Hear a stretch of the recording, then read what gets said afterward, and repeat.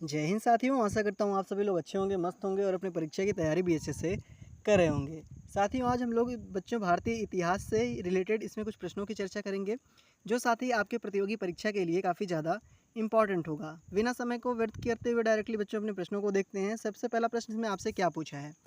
साथ ही आपसे पूछ रखा है कि उत्तर गुप्त में जो विश्वविद्यालय प्रसिद्ध हो गया था उसका क्या नाम था बच्चों। क्या बच्चों कांची या फिर तक्षशिला या फिर नालंदा या फिर बच्चों वल्लभी।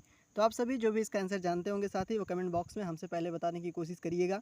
तो बच्चों उत्तर गुप्त युग में जो विश्वविद्यालय प्रसिद्ध हुआ था वो बच्चों आपका क्या था, नालंदा। तो ऑप्शन नंबर सी में नालंदा का नाम दे रखा, तो ऑप्शन नंबर सी साथ ही इसका करेक्ट आंसर भी हो जाएगा। अगले प्रश्न की बात करते हैं साथी, यानी प्रश्न नंबर 2 आपका क्या पूछ रखा है। ये साथ ही आपसे पूछ रखा है कि बाणभट्ट निम्नलिखित में से किस सम्राट के राज दरबारी कवि थे। क्या बच्चों विक्रमादित्य के या फिर कुमारगुप्त के या फिर हर्षवर्धन के या फिर बच्चों कनिष्क के। तो साथ ही जो बाणभट्ट जी थे वो बच्चों किस सम्राट के दरबारी कवि थे। तो किस सम्राट के बच्चों, ये हर्षवर्धन के दरबारी कवि थे। तो ऑप्शन नंबर सी में हर्षवर्धन जी का नाम दे रखा, तो ऑप्शन नंबर सी साथ ही इसका करेक्ट आंसर हो जाएगा। आते हैं साथ ही अपना अगला प्रश्न देखते हैं, यानी प्रश्न नंबर आपका 3 क्या पूछ रखा है। ये साथ ही आपसे पूछ रखा है बच्चों कि हर्षचरित निम्नलिखित में से किसके द्वारा लिखी गई है। क्या साथी ये कालिदास के द्वारा लिखित है या फिर बाणभट्ट के द्वारा लिखित है या फिर बच्चों वाल्मीकि के द्वारा लिखित है या फिर बच्चों व्यास के द्वारा लिखित है। तो बच्चों आप सभी को पता होगा जो हर्षचरित है, ये जो रचना है इनमें से बच्चों ये आपके बाणभट्ट द्वारा रचित है। तो ऑप्शन नंबर बी में बाणभट्ट दे रखा है साथी, तो ऑप्शन नंबर बी इसका एकदम सटीक आंसर हो जाएगा। बढ़ते हैं अपने अगली प्रश्न की तरफ साथी। एज इट इज़ वही प्रश्न है तो इसको आप स्किप भी कर सकते हो, उन्हें देख भी सकते हो बच्चों।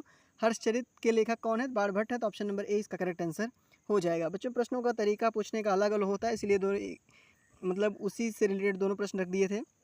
साथियों अपना अगला प्रश्न क्या है, अपना अगला प्रश्न आपसे पूछ रखा है बच्चों एक महान रोमानी नाटक जिसका नाम बच्चों कादम्बरी था, उसके लेखक कौन थे। क्या बच्चों बाणभट्ट थे या फिर हर्षवर्धन थे या फिर बच्चों भास्कर वर्धन थे या बच्चों बिंदुसार थे। तो आप सभी को पता होगा बच्चों कादम्बरी के लेखक इनमें से कौन है। तो कौन है साथी, कादम्बरी के लेखक बिल्कुल बाणभट्ट हैं। तो ऑप्शन नंबर ए में इनका नाम दे रखा है साथी, तो ऑप्शन नंबर ए इसका करेक्ट आंसर साथी हो जाएगा। अगले प्रश्न की चर्चा करते हैं साथी। अगला प्रश्न आपका क्या पूछ रखा है, ये आपसे पूछ रखा है बच्चों यादव सम्राटों की राजधानी कहाँ थी। क्या बच्चों वो दौड़ समुद्र में थी या फिर बच्चों वारंगल में थी या फिर कल्याणी में थी या फिर बच्चों देवगिरी में थी। तो बच्चों जो यादव सम्राटों की राजधानी थी वो साथ ही आप सभी बताओगे देवगिरी में थी। तो ऑप्शन नंबर डी में देवगिरी दे रखा है साथी, तो ऑप्शन नंबर डी इसका एकदम करेक्ट आंसर हो जाएगा।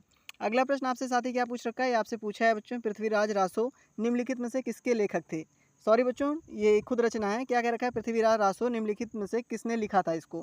क्या बच्चों भवभूति ने या फिर जयदेव ने या फिर बच्चों चंद्र बरदाई ने, सॉरी बच्चों चंद बरदाई ने या फिर बच्चों बाणभट्ट ने।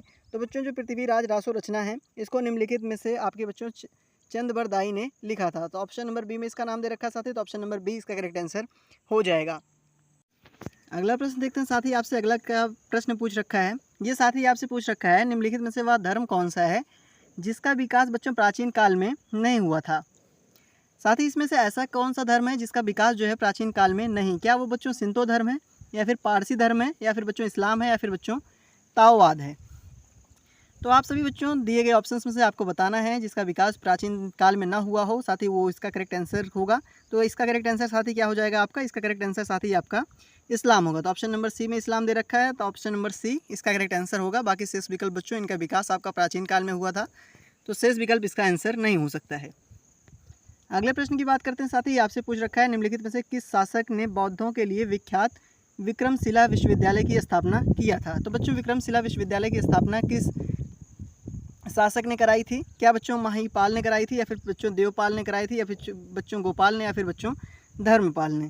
तो जो भी साथी इसका करेक्ट आंसर जानते होंगे साथी वो अपना कमेंट में बता सकते हैं। तो इसका करेक्ट आंसर साथी क्या हो जाएगा आपका, धर्मपाल हो जाएगा। तो ऑप्शन नंबर डी में धर्मपाल दे रखा है साथी, तो ऑप्शन नंबर डी इसका करेक्ट आंसर हो जाएगा। आते हैं अपना अगला प्रश्न देखते हैं, यानी प्रश्न नंबर 10 साथी आपसे क्या पूछ रखा है।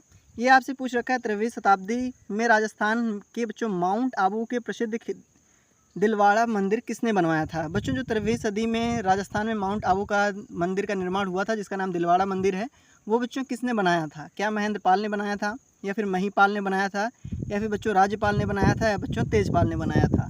तो साथ ही 10वें का प्रश्न का कमेंट बॉक्स में आप बताएंगे इसका करेक्ट आंसर क्या होगा। तो इसका करेक्ट आंसर क्या हो जाएगा बच्चों, जो दिलवाड़ा मंदिर है वो तेजपाल ने बनवाया था।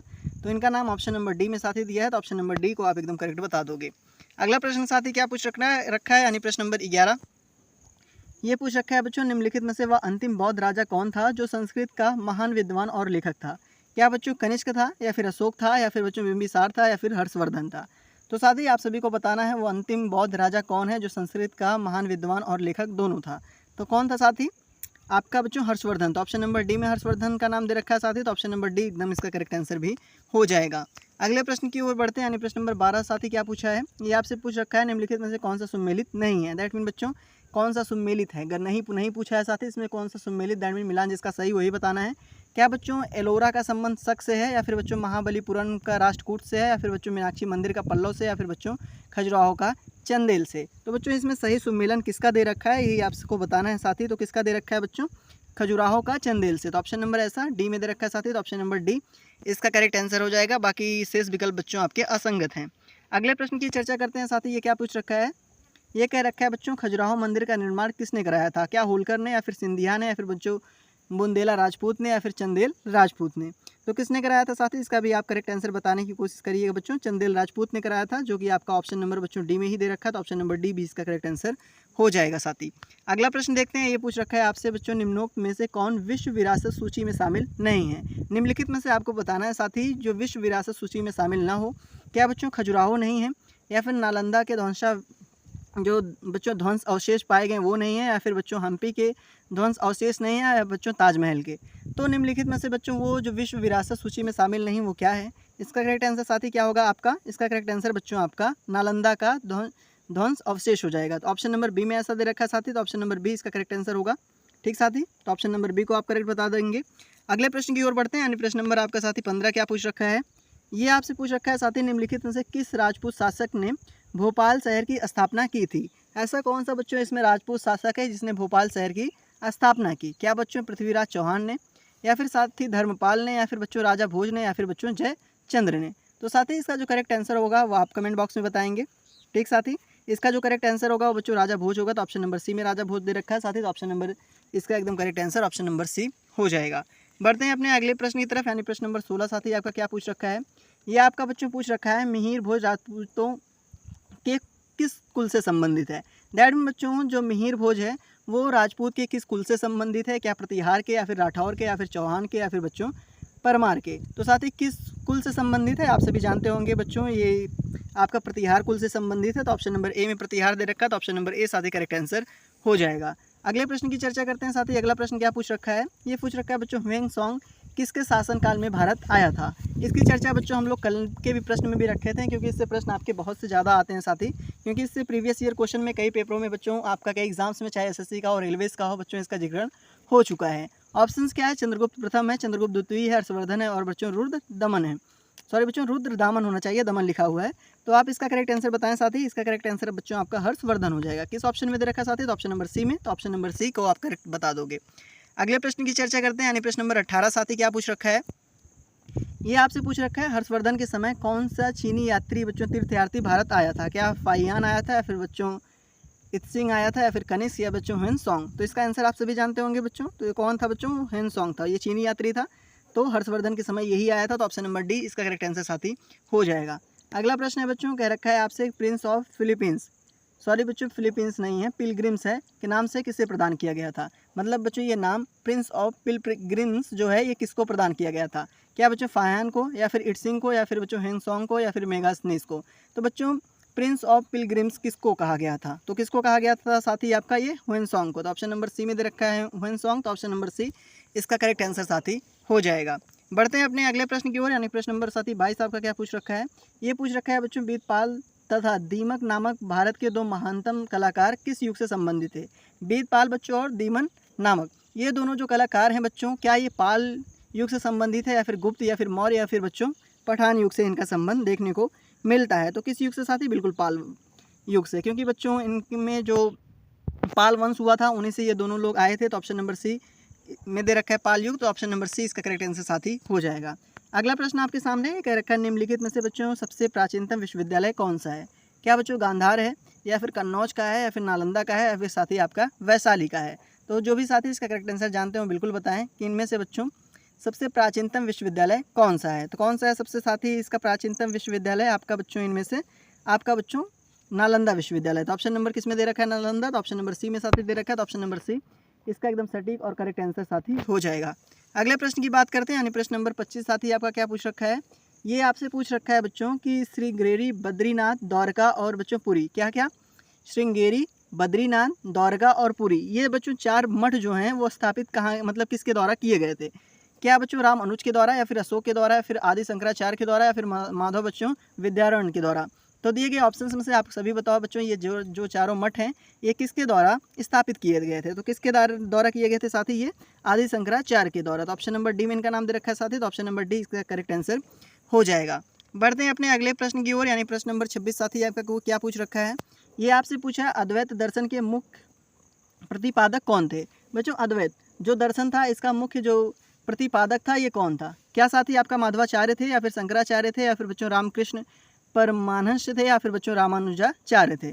तो साथी अद्वैत जो दर्शन था इसका जो मुख्य प्रतिपादक था साथी वो आपका बच्चों शंकराचार्य जी थे। तो ऑप्शन नंबर बी में शंकराचार्य दे रखा है, तो ऑप्शन नंबर बी इसका साथी करेक्ट आंसर हो जाएगा। आते हैं साथी अपना अगला प्रश्न देखते हैं, यानी प्रश्न नंबर आपका 27 क्या पूछ रखा है। ये पूछ रखा है साथी नालंदा विश्वविद्यालय को नष्ट करने वाला मुस्लिम शासक कौन था। दैट मीन बच्चों नालंदा विश्वविद्यालय को जो मुस्लिम शासक नष्ट किया था वो दिए गए ऑप्शंस में से कौन था। क्या बच्चों अलाउद्दीन खिलजी था, या फिर मोहम्मद बिन तुगलक था, या फिर मोहम्मद बिन बख्तियार था, या फिर बच्चों मोहम्मद बिन कासिम था। तो आप सभी साथी इसका करेक्ट आंसर बताओ। बच्चों नालंदा विश्वविद्यालय को किसने नष्ट किया था। तो किसने नष्ट किया था साथी मतलब नालंदा विश्वविद्यालय को बच्चों किसने किया था, मोहम्मद बिन बख्तियार ने। तो ऑप्शन नंबर किस में दे रखा है, तो ऑप्शन नंबर साथी ये सी में दे रखा है, तो ऑप्शन नंबर सी साथी इसको करेक्ट आंसर हो जाएगा। अगले प्रश्न की ओर बढ़ते हैं, यानी प्रश्न नंबर 28 साथी आपका क्या पूछ रखा है। ये आपसे पूछ रखा है बच्चों हर्षवर्धन को किसने पराजित किया था। जो हर्षवर्धन था उसको क्या बच्चों प्रभाकर वर्धन ने पराजित किया था, या फिर बच्चों पुलकेशिन द्वितीय ने, या फिर बच्चों नरसिंह वर्मन पल्लव ने, या फिर बच्चों शशांक ने।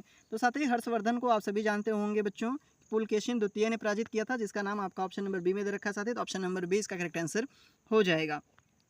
अगला प्रश्न देखते हैं साथी, यानी प्रश्न नंबर आपका 29 क्या पूछ रखा है। ये पूछ रखा है बच्चों हर्षवर्धन की जो आरंभिक राजधानी थी वो कहाँ थी। क्या बच्चों प्रयागराज में थी, या फिर कन्नौज में, या फिर थानेश्वर में, या फिर बच्चों मथुरा में। तो बच्चों जो उसकी जो आरंभिक राजधानी थी हर्षवर्धन की वो बच्चों आपकी साथी थानेश्वर थी। तो ऑप्शन नंबर सी में थानेश्वर है, तो ऑप्शन नंबर सी इसका करेक्ट आंसर होगा। अगला प्रश्न देखते हैं आपसे क्या पूछ रखा है साथी। ये आपसे पूछ रखा है बच्चों 738 ईस्वी में अरबों को पराजित किया था। क्या बच्चों प्रतिहारों ने, या फिर राष्ट्रकूटों ने, या फिर पालों ने, या फिर बच्चों चालुक्यों ने। आप सभी बताओ बच्चों 738 ईस्वी में अरबों को कौन पराजित किया था। तो किसने किया था बच्चों, प्रतिहारों ने किया था। तो ऑप्शन नंबर बच्चों ए में प्रतिहार दे रखा है, तो ऑप्शन नंबर ए साथी इसका करेक्ट आंसर हो जाएगा। अगला प्रश्न देखते हैं, यानी प्रश्न नंबर बच्चों 31 आपका क्या पूछ रखा है। ये पूछ रखा है बच्चों कोणार्क मंदिर के देवता हैं। क्या बच्चों सूर्य, या फिर कृष्ण, या फिर शिव, या फिर बच्चों ब्रह्मा। तो कोणार्क मंदिर में बच्चों कौन से देवता हैं ये आपको बताना है। तो कौन से बच्चों आपके सूर्य देवता का मतलब जिक्रण मिलता है। तो ऑप्शन नंबर ए में सूर्य दे रखा है, तो ऑप्शन नंबर ए साथी करेक्ट आंसर हो जाएगा। अगले प्रश्न की चर्चा करते हैं साथी। आपसे क्या पूछ रखा है। ये पूछा है बच्चों प्राचीन भारत के निम्नोक्त में से कौन सा विद्या अध्ययन का केंद्र नहीं था। बच्चों इनमें से आपको बताना था कि विद्या अध्ययन का केंद्र नहीं था, ज्ञान अध्ययन का केंद्र बच्चों इनमें से क्या नहीं था।